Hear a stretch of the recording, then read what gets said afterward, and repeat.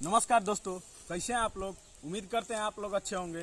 तो चलिए, जैसा कि होली का त्यौहार आ गया है, तो त्यौहार क्यों, कब और कैसे मनाया जाता है, जो होलिका दहन होता है वो इसके पीछे का इतिहास क्या है, वो आप लोग को हम बताने का कोशिश कर रहे हैं। आप लोग कमेंट बॉक्स में बताइएगा जरूर, और वीडियो में अंत तक बने रहिएगा कि क्या ये जानकारी अच्छा है या नहीं है। ठीक, तो चलिए, जैसा कि हम बताते हैं कि होलिका दहन जो है वो क्यों मनाया जाता है, इसके पीछे का इतिहास क्या है। होलिका दहन जो है वो बताया जाता है कि ऋषि कश्यप और अदिति का 2 पुत्र और 1 पुत्री थी, जिसका नाम था सिंगिका, और 2 पुत्र का नाम था जो हिरण्याक्ष और हिरण्यकश्यप। हिरण्यकश्यप का जो थे वो उनका 4 पुत्र थे, आह्लाद, प्रहलाद और एक अन्य थे। ठीक, तो प्रहलाद सबसे बड़े पुत्र थे, आह्लाद जो थे वो सबसे छोटा पुत्र थे।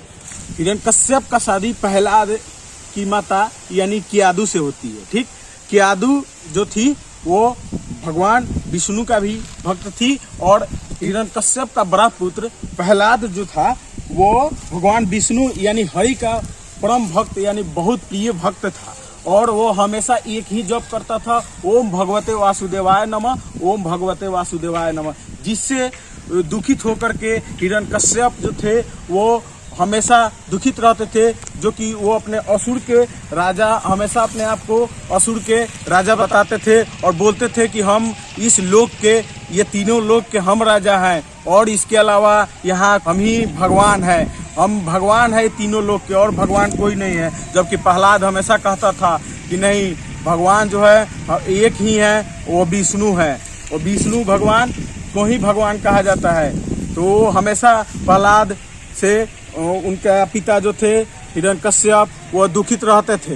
ठीक, तो हिरण्यकश्यप जो था उस सिंगिका से संवाद किए, और हिरण्यकश्यप जो था उसको कठोर तपस्या के बाद भगवान ब्रह्म को खुश करने के बाद उनको भगवान ब्रह्म वरदान दिए थे कि जाओ, तुमको ना धरती पर, ना कोई आकाश में, न घर के बाहर, न घर के अंदर, न दिन में न रात में तुमको कोई मार नहीं सकता है, जाओ, तुमको हम वरदान देते हैं। भगवान ब्रह्म का हिरण्यकश्यप जो था अपने आप को बहुत घमंडी हो गया और अपने आप को भगवान बताने लगा। इसके बाद जो थे भगवान विष्णु ने उन्हीं के घर में अपने भक्त को जन्म दिए। प्रहलाद जो था वो भगवान विष्णु का एक बहुत बड़ा भक्त निकला, और हमेशा ओम भगवते वासुदेवाय नमः, ओम भगवते वासुदेवाय का जप करने लगा। और जब हिरण्यकश्यप को पता चलता है तो बहुत दुखित होता है कि मेरे ही घर में मेरा ही विरोधी पैदा कैसे हो गया।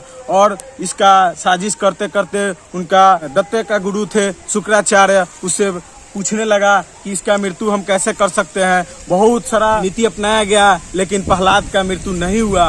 अंत में उनकी बहन सिंगिका और हिरण्यकश्यप में संवाद होता है, और प्रहलाद को मारने की कोशिश करते हैं लोग, और साजिश रचते हैं लोग।